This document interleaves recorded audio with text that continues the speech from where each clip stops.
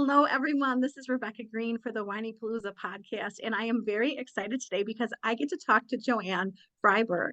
Jo Ann, thank you so much for doing this with me today. Oh, I'm thrilled. Well, this is an exciting topic. Jo Ann's going to tell you all about it. Her bio is super impressive, but I'm going to let her tell you. So I want to know what your background is and why I brought you here today. Well, thank you, Rebecca. I'm happy to tell you and all of your viewers, listeners, because I think I have what you say is an impressive bio because I'm old. But beside No, you are. but beside that, I've been very fortunate to work for my entire professional life in the area in which I received my education. I learned very, very early when I was, a young child, actually. I grew up in California, the importance of community and relationships in creating safety. And so that kind of brought me forward. I always wanted to be a teacher. And I went along that pathway, took a couple years off working in theater, which is my undergraduate degree, How and cool. gradually moved eastward from where I grew up in California. And I now live in Connecticut, very proud to live here.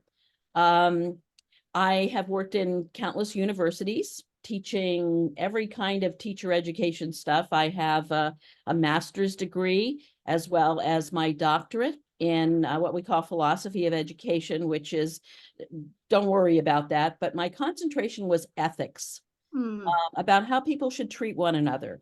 And that has always excited me. So I founded a little nonprofit many years ago, called Operation Respect Connecticut.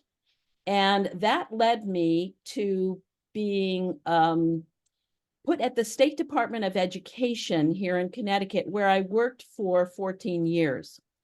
And what I did primarily at the State Department of Education was an incredible amount of training and education, which was the love of my life, to help schools and educators, as well as parents, understand what it took to create safe places for children. And when I started the State Department of Education in 2005, we already had a bullying statute, which here in Connecticut was passed in 2002. The first one was passed in 1999, 2 or 3 months after Columbine. That was in Georgia. But not only did my job allow me to work directly with educators in schools, but I like to say my job security was answering the bullying complaints that came to the state level. And I did that in that official capacity for 14 years. And I learned a great deal about bullying, about that dynamic in schools and so on. And I retired finally from that day job on August 1st of 2019. I call that liberation because I was allowed to do a lot more talking directly with legislators who legislate around this topic, this arena. And my colleague and I founded a little company called School Climate Consultants. So I'm working harder than I did at the State Department. We do an awful lot of training, education. I serve as an expert witness on some legal bullying cases, and I'm still advising administrators and parents and so on. I do, again, the love is to help people get it right, but things come up. And so I've been doing that in that capacity. I don't see anything in the horizon that says I'm going to retire, because I love what I do and it keeps me going. And so is that enough? That is, oh my gosh, is my jaw up? Did I pull it up? My jaw just kept dropping. I told you it was impressive. I mean, the work that you're doing, you and I talked about this before we started recording. It is so needed. I love what you're doing. I have been so excited to talk to you. I have told you that I have heard a lot from friends about bullying, and that's part of what drew me to look for you. And, I think there's a lot of misconceptions about bullying, and I'm wondering if you could tell us any that people might have. What are you hearing about misconceptions? Well, I think the first misconception is that bullying is a behavior. Hmm. It's not a behavior, it's a label.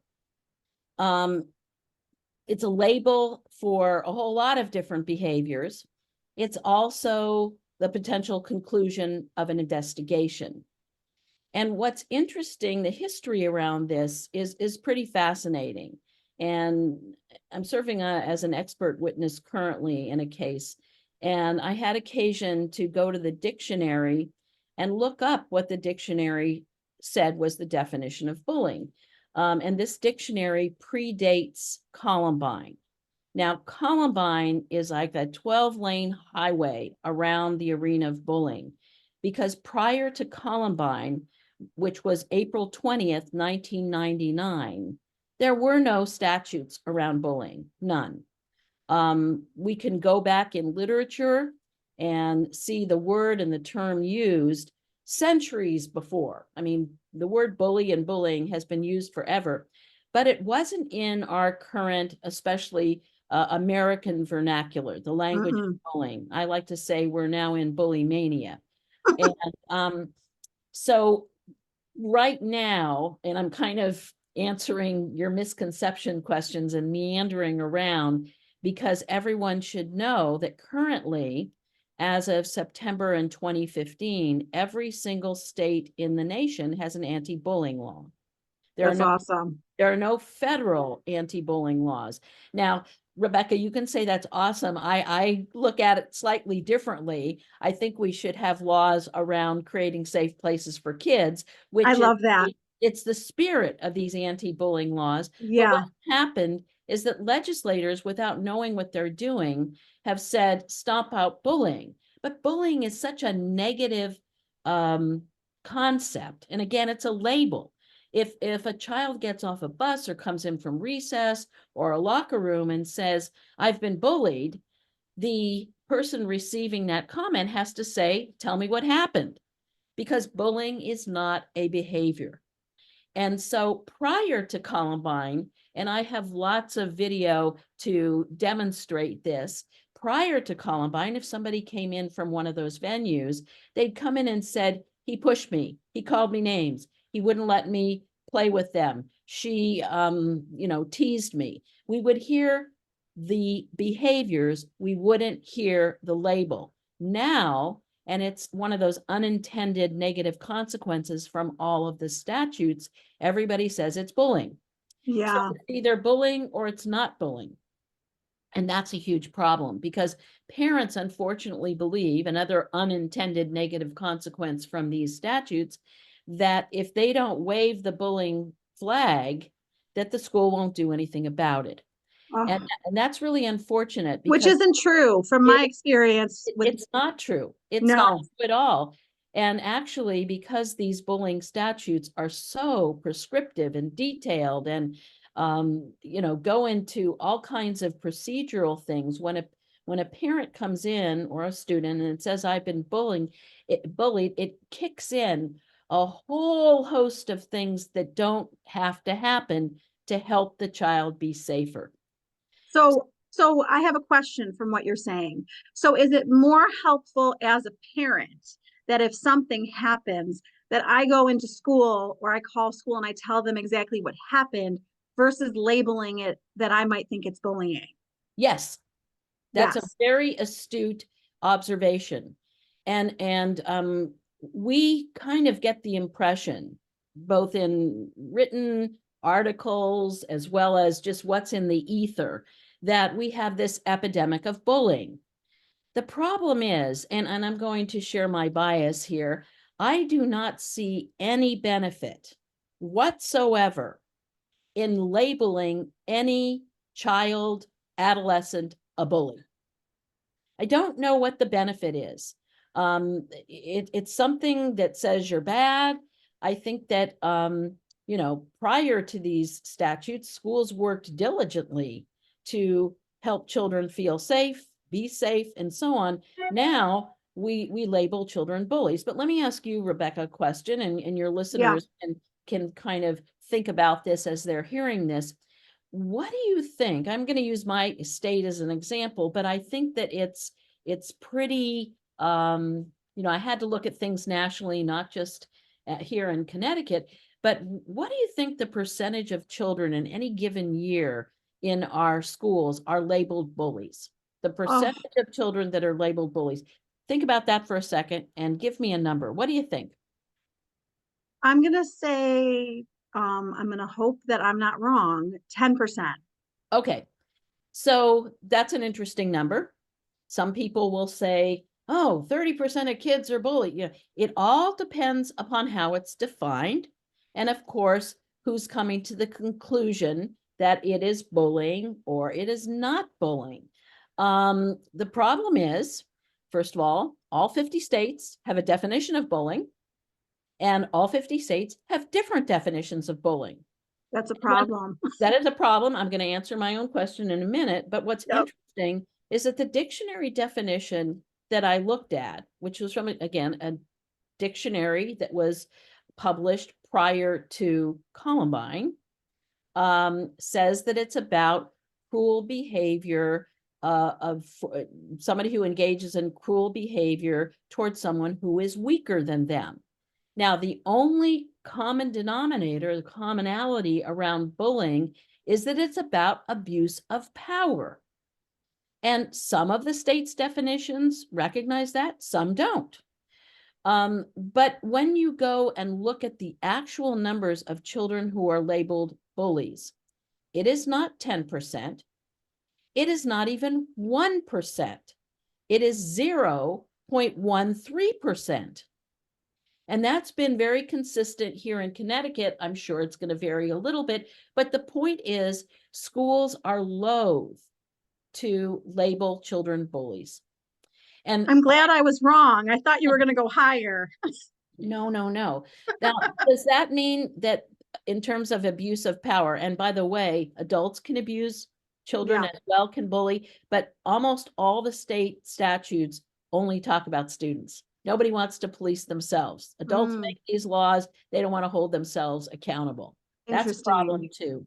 That's Yeah. why we have workplace bullying, school bullying, community bullying, and that kind of thing, because again, bullying is really about abuse of power. And if you think about children in schools, almost no relationships have to do with power. I mean, really, there are some, sure, bigger to smaller, older to younger, and so on. But most children claim they're just joking around, and sometimes schools will put in the word intent. There has to be intent to hurt. It's a mess. It's a huge, huge mess. And I'm glad that we label as few children bullies, but do I think there's probably more than that? Yeah. But when administrators call me for advice when they've got a difficult case, I try to talk them out of labeling, but giving the students what is needed to help make them safe. Oh, I love that. I love that. And I think that schools are facing a lot of challenges with this. Oh, huge. Right? So can you talk about the challenges and how you're helping schools? Well, the challenges are, again, this, excuse me, push-pull between, do we label something bullying and make the targeted child's life or parent happy?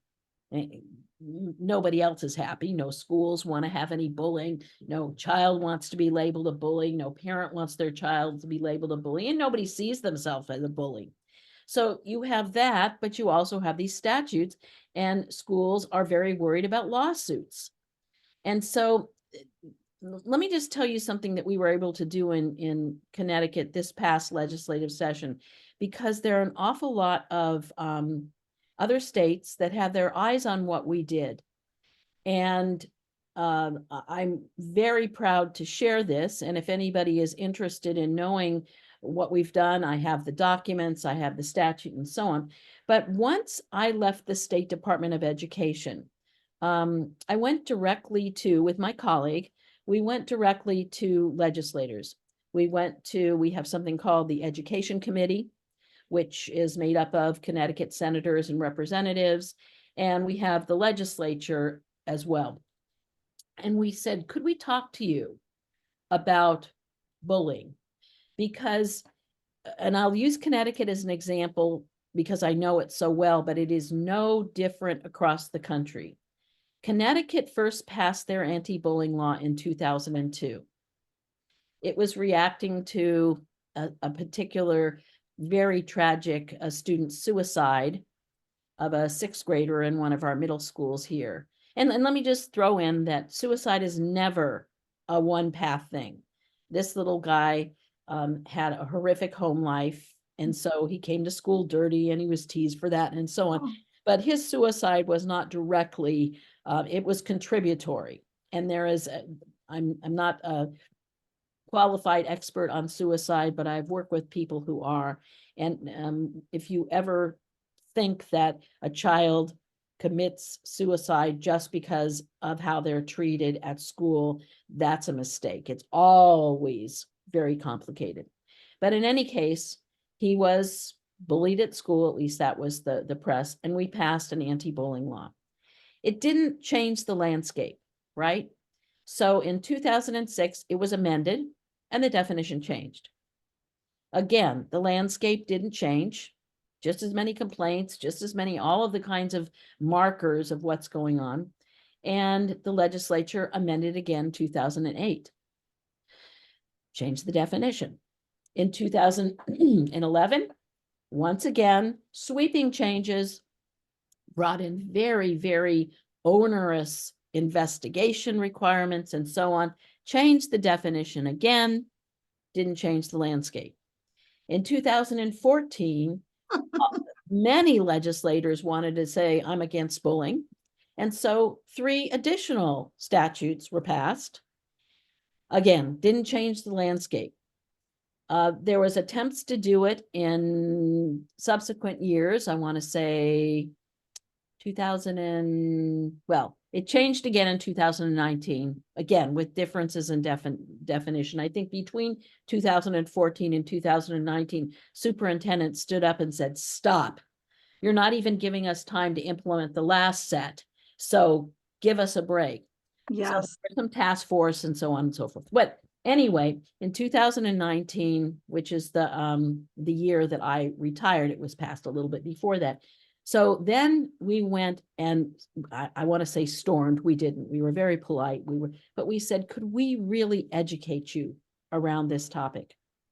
And we said that the only solution to this beast we call bullying is to focus on what we call is the school climate, the environment in which kids are in. And we want to help educators, or what's going to help educators is to take their eyes off of investigating bullying, which for some administrators, principals, means 70, not 17, but 70% of their time goes into investigating bullying complaints, which is crazy. And, you know, anybody who has children in schools knows how important school administrators are to support teachers and parents and so on. But if all they're doing is investigating bullying complaints, that's really a waste of resources. So we explained that if we keep trying to go at this problem by playing whack-a-mole and just dealing with bullying, we will never get it right. So there is something called the school climate standards. And these are national school climate standards. They've been in effect since 2010.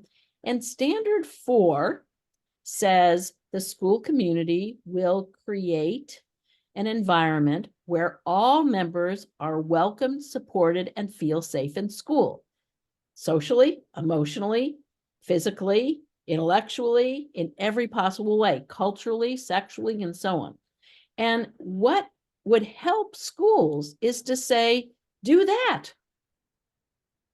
So 10 years ago, my colleague, he was a former superintendent in one of our districts here, worked with her Board of Ed to create the first in the nation school climate policy.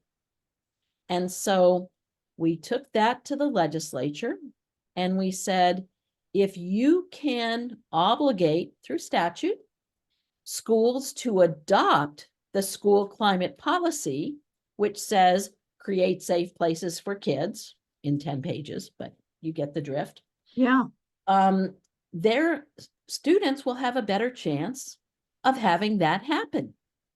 And so what the legislature did this past session, it was about 9 months ago, they passed a statute that said schools by July 1st of 2025, you need to adopt the school climate policy, the Connecticut school climate policy.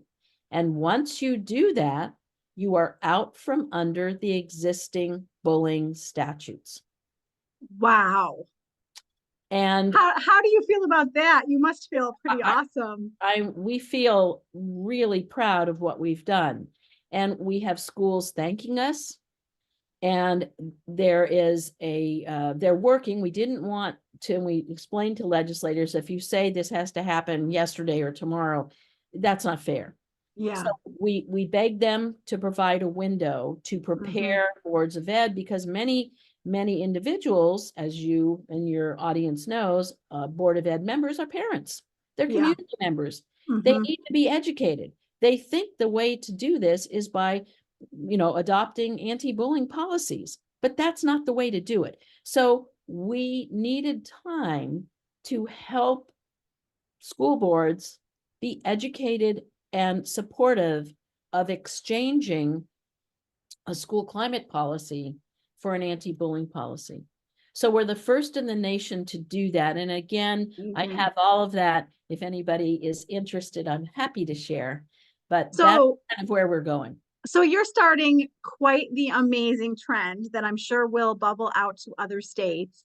And so tell us, I know you can't tell us the 10 pages, but tell us what schools can do to start to create this positive environment. Well, I think that one of the things they should do is it's very simple to find, but the National School Climate Standards. I'm happy. I don't know if you ever post any documents, Rebecca, but I'm happy to send you the Connecticut. We've sort of updated them and made them our own, the Connecticut School Climate Standards, which very clearly puts the environment or the climate uppermost in importance. And then we also, very importantly, within this policy, say that when there are issues, when anything rises to the level of compromising the safety of a child, we will work restoratively. We will seek to restore. And most of the training that we do is around what is known as restorative practices. And talk about misconceptions about what that is. Oh my God. Well, and you're reading my thoughts because I was taking you there next. So thank you. Because there are two words in that phrase, restorative and practices. And actually, the least important part is the word restorative, which means to restore. The most important part is about practice. It's about day-to-day practice. And the most important part of this body of work is building positive relationships and community. Because if you don't do that, then there's nothing to restore when there are conflicts or harms or whatever. And what's also very interesting, and I work with parents in forums, whether they're virtual or in person, and when I talk about this, parents love it because it makes you a better parent. You can do this in your homes. This is not just for school. Yes. It's about listening to children and figuring out together within the context how we're going to fix it. So instead of using what we call our context blind consequences, in other words, if you look at a student handbook, it says if you get in a fight, you're suspended for a week. Well, that doesn't take into account the age, the circumstances, what the limitations or particular circumstances are. And that is essential. So working restoratively is context dependent. In other words, the context matters. And so when there is an argument, a conflict, somebody shoves somebody else. The goal is to bring those individuals together and figure out together how they're going to fix it, how they're going to get back into relationship and community, get on the other side of it. Can I ask you something about that? Sure. Okay, so I would love your expertise on this because what I have heard about this, I have heard wonderful things about it, but I have also heard that sometimes the child doesn't feel safe meeting with the child who did something to them. Excellent point. And that, first of all, when you bring children together, you never force them. Cardinal rule, you can never force them. And when you're kind of bringing together the bullying arena and this arena, I mean, I have learned so much over the last couple of decades, really 25 years since we've had these anti-bullying laws, where the first rule was you never bring a bully and a target together. Well, that made sense when you were thinking it was a power imbalance, but relatively few instances that get labeled or alleged bullying are that. It's kids getting into it. It's kids having an argument or think they're joking around and they don't understand the difference between intention and impact. Because they can intentionally think it's a joke, but the impact is anything but that. So almost no circumstances, whether it's with adults and children or children with children, wouldn't be better off collectively solving that problem. Now, sometimes children don't feel comfortable and they have the opportunity, again, trying to bust some myths around this work, to bring somebody with them. They also, once you start working this way, they tend to trust the facilitators, the people who are working with them. It's not a mediation. The person who's working with them doesn't offer the solution. The solutions come from the context, but we always try to work hard to make it safe to have that happen. Now, my colleague and I are called in very often for very high-end kinds of conflict, not simple day-to-day kinds of things. And I remember one where it involved a huge off-campus middle school fight that got out of control. 100 kids saw it, 2 kids were really into it. And the young man, who happened to be the target, was ready to meet with the young lady, and she was not ready. And so we were kind of waiting until she would become ready. And she had some additional mental health things and needed to have those dealt with. So to this day, as far as I know, although the principal could have brought them together this year, this happened last year, that didn't happen.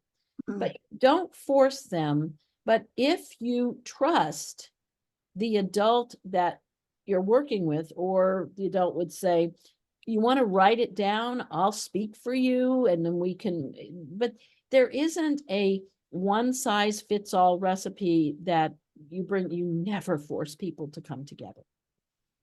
That's really good to know. Just based on everything I've heard, this is where all the questions are coming from all the parents that I talk to. And, I hear complaints all the time. This happened and what do I do? So my question to you is, when a parent is upset with what they're hearing from their kid, you have the parent, you have the teacher, you have the principal. Can you walk us through the ideal situation of what we would want to do? Well, I will, with one caveat, and that Yes. is that every situation is a little bit different. Yes. I knew you were going to say that. Okay, so just understand that there is not one size fits Yes, all. I agree. Okay, what you want to do is hear everybody's perspective. And the ideal way to work restoratively is to listen to each person separately, so you know what their story is. And that would include the alleged perpetrator or the person who caused the harm. And I avoid the B words completely. And let me back up here. You asked, what would you advise parents in, do you come in without using or alleging bullying, I would highly recommend that with your children, with colleagues, when you're watching soccer games, wherever you are, treat the B words, bully, bullying, bullier, any iteration of that as you would a 4-letter word. I love that. Don't use it because it doesn't help. And again, it describes nothing. So anyway, you want to listen to everybody's story and you want to figure out who was impacted, what the impact was. And then with permission, you want to bring those people together and let them hear the same things that, let's say I'm the facilitator, that I heard in each of those individual conversations. Because what's important is that, and let's say it's 2 children on the bus, somebody, starts saying, what do you have for lunch or your snack? They open it up, ew, and they start throwing the backpack around, and then something that kind of thing. Somebody ends up crying, the other one, maybe he's hit in response. You want to hear what was going on. And so the student whose backpack was opened and rifled through needs to explain to the person who did it what the impact of that was. Not only how it ruined his stuff in the backpack, but the laughter that happened and so on. And the other one needs to assume responsibility for that. And, also say, well, you kind of challenged me. You said, I'm not going to tell you what it is. I'm not going to, because most of the time it's not a one side or the other.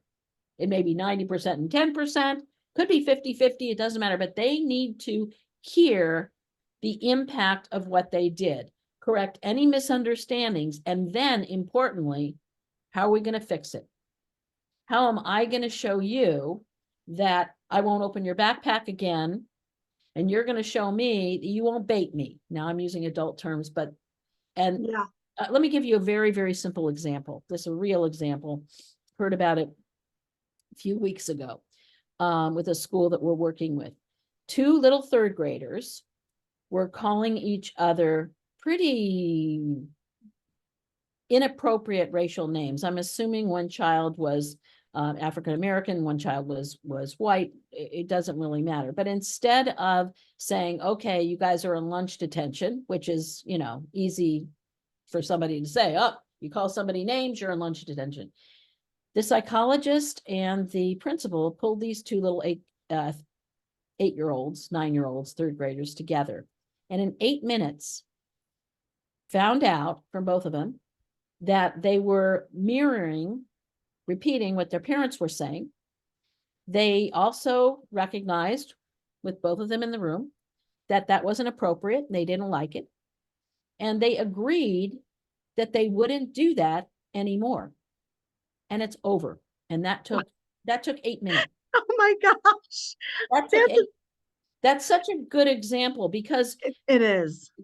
Restorative work is about fixing it and about healing and importantly about education. How can we help these youngsters learn a different way? When you put them in lunch detention or in school suspension, they learn nothing. And much of the time, the behaviors escalate because now they have real reason to be angry. So this is, we do it in families. I call this the family model. If your kids get into it, whether you do it well, you do it poorly, somehow you bring them together and figure out how you can fix it. Because you can't suspend out of a family.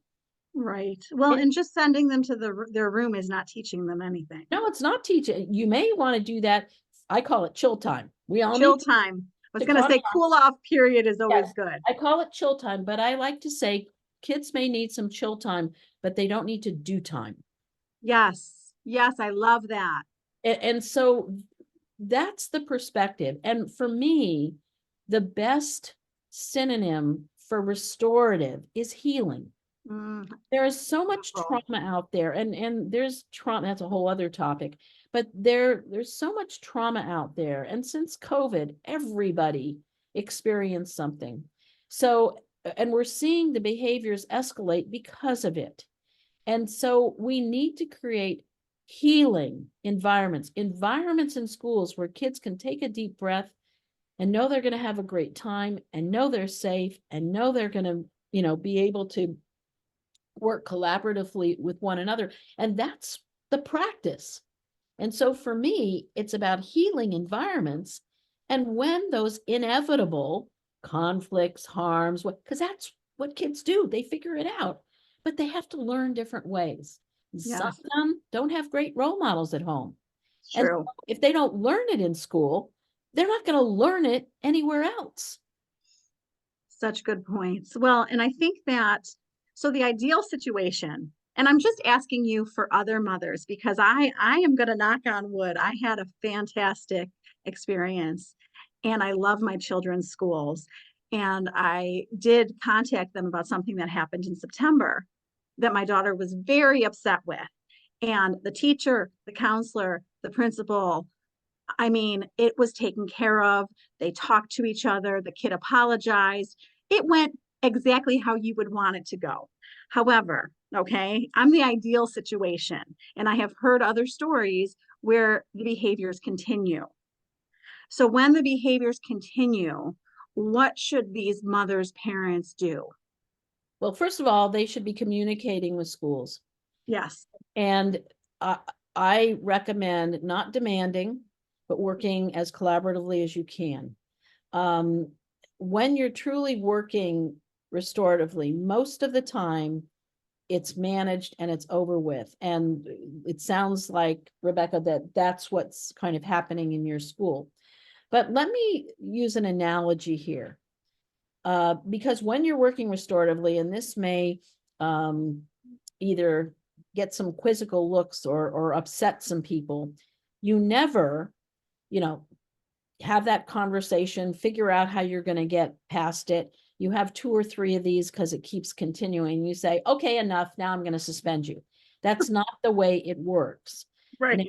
Now, there are definitely times, I may be old, but I'm not crazy. There are definitely times when children are so unsafe to self or others that they can't be in the classroom, and they may not even be able to be in the school. But instead of focusing on the fact that they're suspended, and technically that would be a suspension, but you say, look it, I can't trust you right now. I'm not feeling comfortable that allowing you back into the classroom or the school is going to be productive. So I'm going to give you a couple days. I want you to think about this. I'm going to think about this, but we're going to come back together on Monday morning and we're going to figure this out. So it's always this particular pathway. But the analogy I was going to use is, let's just use a simple kind of example, academic example. A child struggles in math. And some kids are really good at math, they get it, and so on. Others, addition, multiplication, whatever, could be algebra in middle school or, calculus in high school. Some kids don't get it the first time, and they need practice, and they need more education and more support and so on. We don't, when they fail a test or do poorly on a quiz, we don't say, okay, math, off your radar. We're not doing that ever again. Oh, that would be nice. I'm putting that in your file. You're never going to do it again because you failed this test. Oh boy. That's not how academics works. We Mm-mm. just layer on more support. And that's the best way to think about behavior. If they don't get it right the first time, you go at it again and again and again, understanding that if it's a safety issue, you don't allow kids to be unsafe with others. Again, I'm not crazy, but the goal is always education and restoration. And most of the time it works. Well, and comparing that to math is perfect. That makes total sense to me. And I think you said a super important word. You said collaborative. Okay. So, just for the parents listening, teachers listening, how can they have the best collaboration? What do they need to do? Because I have seen it go south. Well, I like to say that individuals, whether it's parents or educators, I'm talking about adults now, can't be blamed for not knowing how this works and how to do it. If you don't know what you don't know. And we're basically as good as what we experienced in our homes and our schools and so on. And there, if you were to Google restorative practices, 20 years ago, you would not have found so much. Today, you're going to find a ton. And certainly we have a little website called schoolclimateconsultants.com. And we have descriptions of under our services of the training sessions, which give you a good sense of it. We also have quite a bit on our resources page that also explains what this work is. But I think that you need to know what it is and you need to know how to do it. It's very, very simple. It's not complicated, but it requires a shift in thinking. It requires people to understand that changing behavior is not about punishing. And that goes down hard for an awful lot of people. I mean, the pushback we get in schools is from people who believe and don't have an open mind, want to believe that it says here in the handbook, you shove somebody, you get, a week of lunch detention. It says right here. So part of this journey to become restorative is changing handbooks, is doing all sorts of things so that everything aligns. It's bringing parents along. It's really coming at this. It's a paradigm shift in thinking. But the reason why Connecticut is now obligating virtually every school district in this state to work restoratively is that the data doesn't lie. I'll give you one high school example. I know we're getting toward the end of our time here, but we have a high school here in Connecticut that a few years ago came to our school climate training, 2 days, came to our restorative practice training, 2 days, the administrators, and they came back totally changed in terms of their perspective. And they transformed their school, which had a 23.7% chronic absenteeism. Think about that. A quarter of the kids were chronically absent. And within a year or two, again, it's not, you don't flip a light switch, that chronic absenteeism rate went down to 3.1%. Oh my goodness. And then the state honored them as a high school of distinction for academics. Wow. Because the kids were there. They were learning. They wanted to be there. They couldn't think of a better place to be. And that's not the only bit of data we have.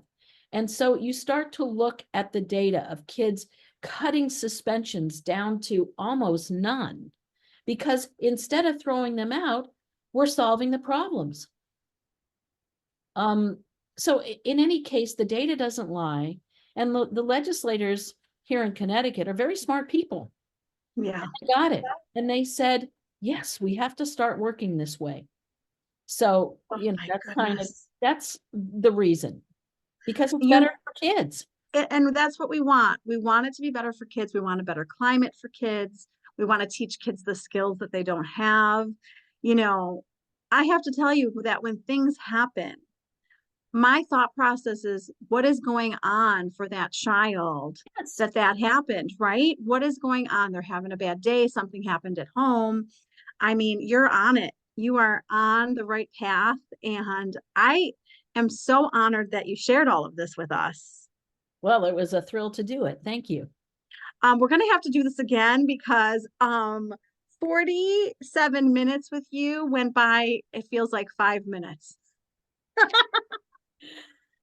Well, it would be an honor to continue this conversation, because I think you can tell I'm very passionate about it. Oh, I love it.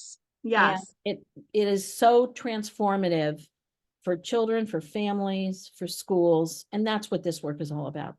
Well, I love the difference that you're making, and you really changed my thought process on so many things. So I know this is going to help a lot of people.